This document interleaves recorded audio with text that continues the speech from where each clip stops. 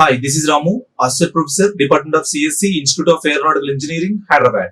In last class, we have seen call by value and call by reference. In this class, we are going to concentrate on recursive functions and types of recursive function. What is the meaning of recursive? Recursive means a function call itself is called as a recursive function. A function call itself. See, every function prototype, we have two things are there. Calling function and called function. Generally, calling function and called function. See, for example, this is the calling function, right? And this is the called function. But a function call itself is called as a recursive function. See, this is the example. Recursive is a function name. Recursive is the function name. And in the recursive, if you call this function, so it is going to call the what it is. It is going to call this one, right? From here, when the code is going to execute, again recursive means this function call itself. This function call itself is called as recursive. This is clear? A function call itself is called as a recursive. We'll see one example. We'll see an example in the editor. For example, here main is the function is there. Main is the function is there. See, main is also one function, right? And I'm going to write print of main. See, printf main. And if you call the same function again, see, then see what is the output here. If you run this code, see, the main is going to repeat, right? This main is going to repeat, repeatedly printing the main. See, is this clear? Means a function call itself, there is no end here. There is no end here. So it is going to repeatedly call main. That is why the main is printing repeatedly. See here, function is the main, right? This function is going to call itself is called as a recursive function. Is this clear? Right? So here, for example, if you create a new function also, see here main is there, right? So main calling from to its own. Again, it comes to here. Means this process is going to repeatedly execute the printf statement because it calling itself. There is no condition we wrote, right? Is this clear? And also we'll see one example for the finding the factorial using recursion. You know, factorial. If you observe the factorial, for example, n is factorial. N factorial means, you know, it is going to calculate n into n minus 1 into n minus 3 into and so on 1, right? This is the way you are going to calculate. For example, if you want to calculate 5 factorial, then how you are going to calculate? 5 into 4 into 3 into 2 into 1, right? This is the way you are going to calculate the factorial of given number. Here you are doing multiplication repeatedly, right? Then should use a loop. Without using loops, you can also use recursion. By using recursion, you can perform multiplication repeatedly, then you can achieve the answer. See, I'm going to explain this concept. For example, here I'm going to write a function, factorial function using for loop first. See, int of fact in n. So n is the input. This is the declaration, right? Here I'm going to write a definition for this function.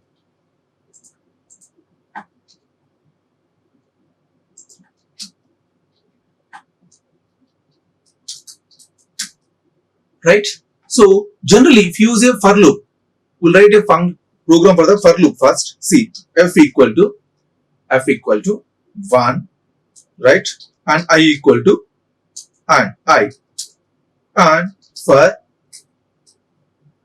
I equal to 1, I less than or equal to n, and I plus plus f equal to f into I, right? And after that return f. Here we use fact %d comma fact of 5. Now see, what is the output here? If you run this code, 120 is the answer, right? Now, if you convert this function using recursion means a function call itself is called as a recursion.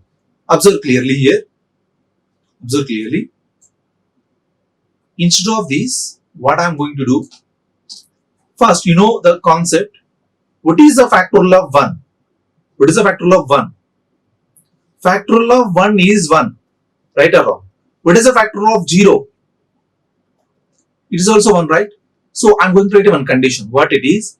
If n value is equal to 0 or n value is equal to 1, then what is the answer? Return 1, right? Return 1. 1 is the factorial, right? First I am going to write that one.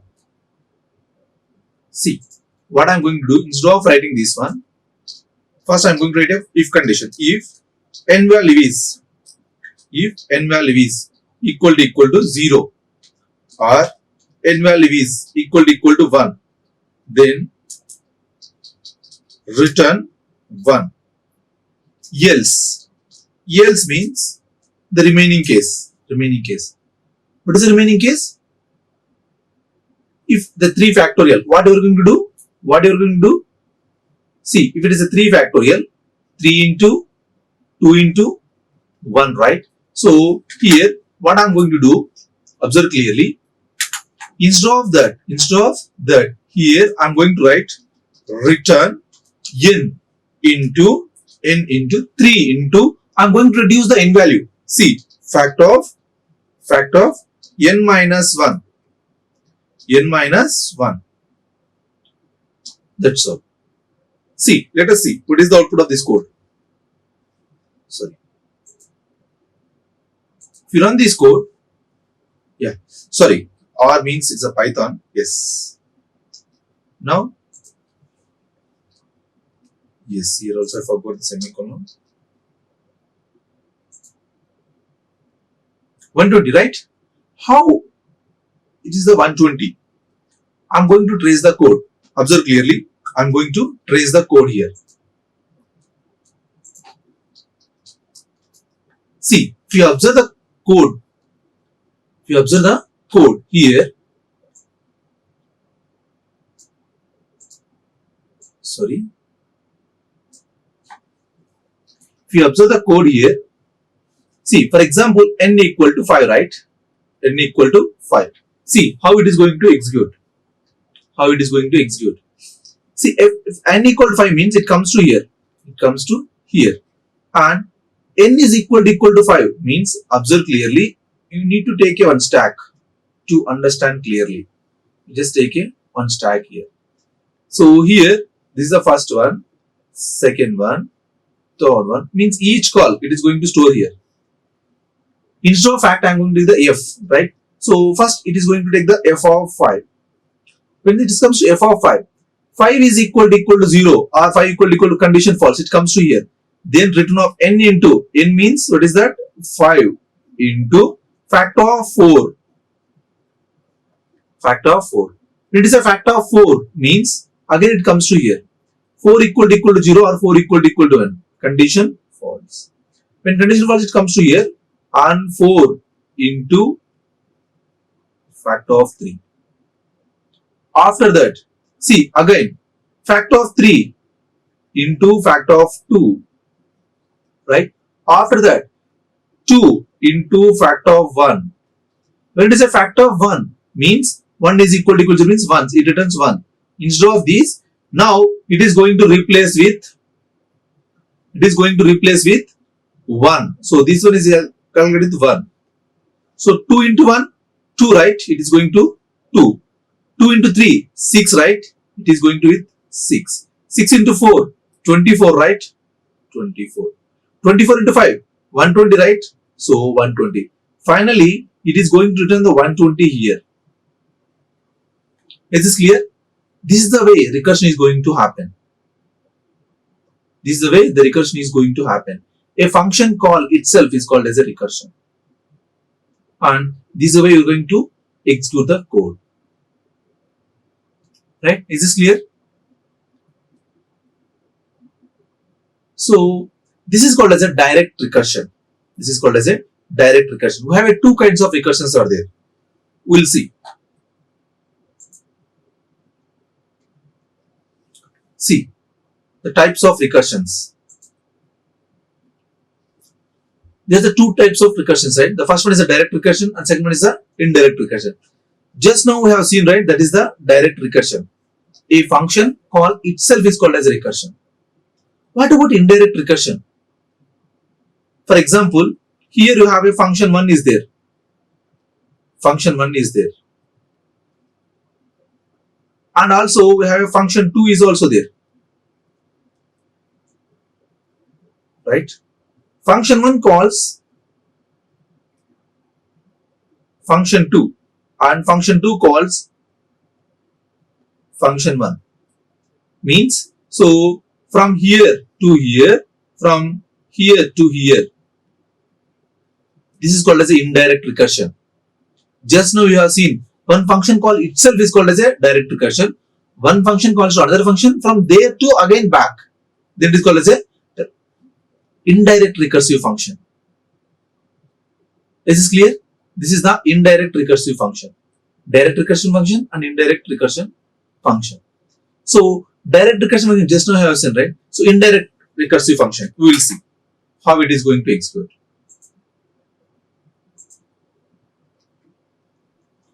For example, this is the function, right? This is the function. What I am going to do here, this function calls from here to here, here to here. See, I am going to main, right? I am returning to main, right? So instead of this, what I am going to do, I am going to create two functions. Function 1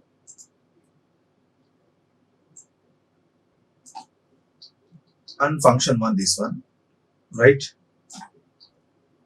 How I'm going to execute the function. Generally, people are going to use the direct recursion only. Most of the cases, very few cases you can use the indirect function, right?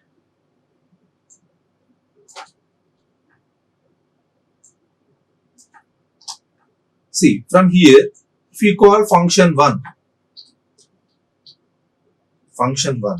if you call function 1, then from function 1 to printf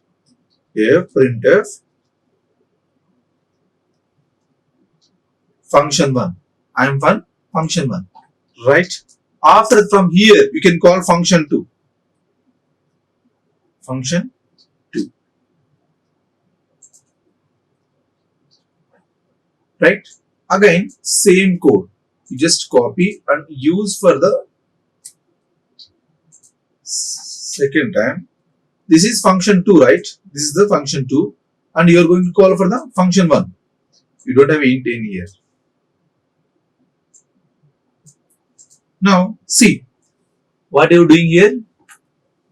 First, if you observe clearly, from here it will call this one.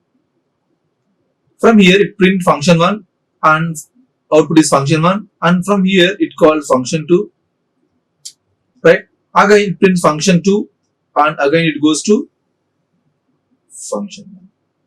This is called as an indirect recursion. This is called as an indirect recursion. Observe clearly. Indirect recursion. See, if you use a /n, then you will get some clear output. See, if you run this code,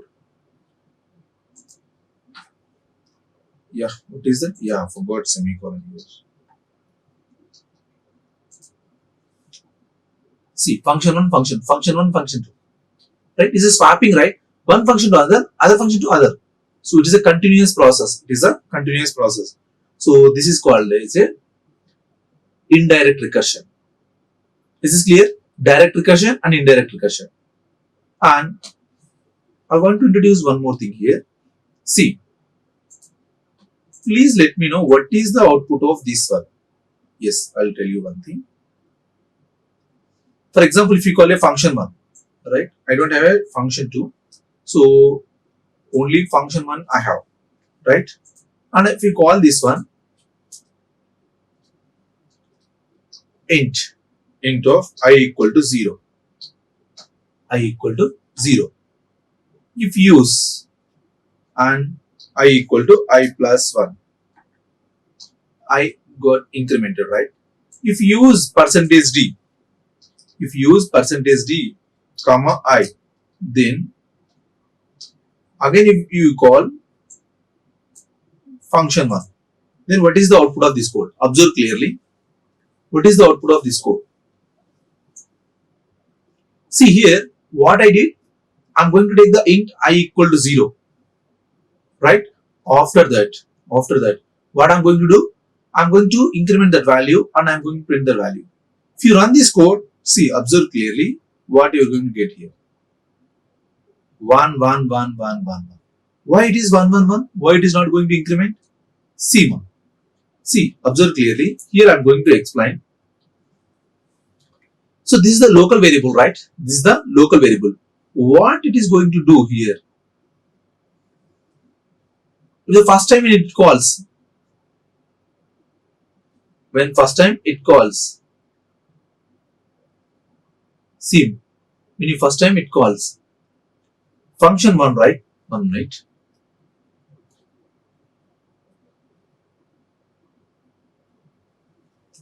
When it first time it calls, it is going to take function 1, right? F1, and what is I value? I value is initialized to 0, and it is going to print here, right? It is going to print here. Then I, what is I value? I value is goes to 1, right? So 1 it is going to print, and this is a one kind of variable. This is a one variable, 1, right? When you call second time, function 1, right? Again I value is 0 because it is going to be a new variable. It is going to create a new variable for the I. So every function call it is going to create a new variable. Every function call it is going to create a new variable. And it means every time the value is initially 0. Every time the initially value is 0. After that you are going to print, right? That is why it is going to print 1, 1, 1, 1, 1, 1, like this. Is this clear? Is this clear? And what happened? For example, instead of this, I'm going to from 0 here. I'm going to call it 0. Right? Here, int n is there. Instead of assigning here, I'm going to increment n equal to n plus 1. Here, I'm going to print n value here. So, if you pause here, now what is the answer? Tell me. Now what is the answer? Observe clearly. And also, I'm going to use only until if n is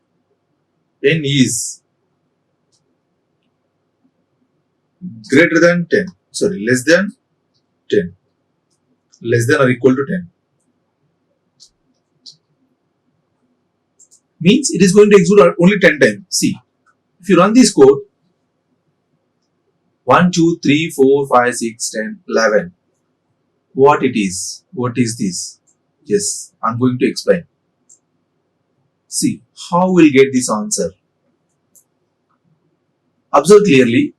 See, initially, if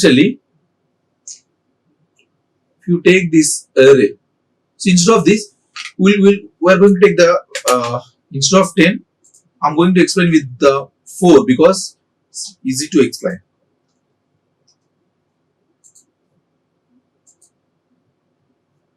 See, this is the answer, right? Now I'm going to explain. See, if you observe clearly, initially, what is you are going to call? F of 0, right? F of 0. N equal to n plus 1. The first time the value goes to 1.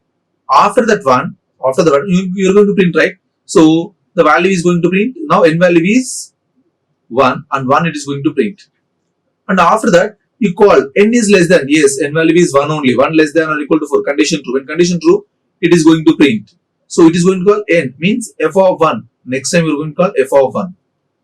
F of 1 means again, it is going to increment, right? So n value goes to 2 and it is going to print 2. So like that it will print. This is clear. But what happened? If I use the print statement after this function call? Now tell me what is the answer here. If you run this code, you will get surprise. See, the data is a reverse order. The elements are in the reverse order. Why? Why the data in the reverse order? I will tell you here. Observe clearly here. You just take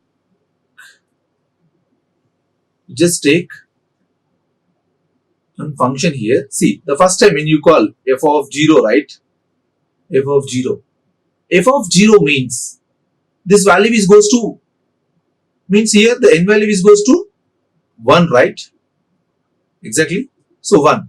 After that, the condition is true and it is going to call f of 1. And here n value is, what is n value? 2, right? After that, it is going to call f of 2. What is n value here? N equal to, what is n value? N equal to 3. After that, f of 3. What is n value? N value is equal to 4. Right or wrong? The increment is there, right? Next, f of 4. F of 4 means the value is n value is equal to 5. F of 5. F of 5. In F of 5 means it comes to here and n value is equal to 6. But it doesn't call for the call. Right? It is not going to recall the function. By default, what it happens means simply it comes to here. Now, where here, right? F of 4 from here to here. Now, for f of 4, after the statement needs to execute, right? So by simply, what is n value here? 4, right? 5, right? After that, it comes to here. 4. After that, it comes to here. What is that n value? It comes to here. What is the n value? It comes to here. What is the n value? 1. Is this clear?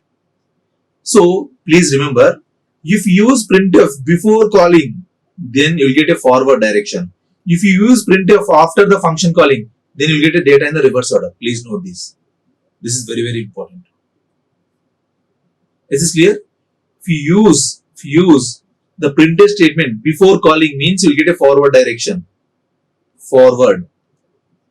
The same thing if you use the reverse direction, you will get a reverse order. Sorry. After calling function, you will get a reverse order. Is this clear? This is very, very important. Right? These are recursive. Forward, direct recursion and indirect recursion. Is this clear? And here you can replace your direct recursion and indirect recursion. You have seen, right? Okay. Thank you. Thank you very much. Like, share and subscribe. Hit the bell icon for more updates.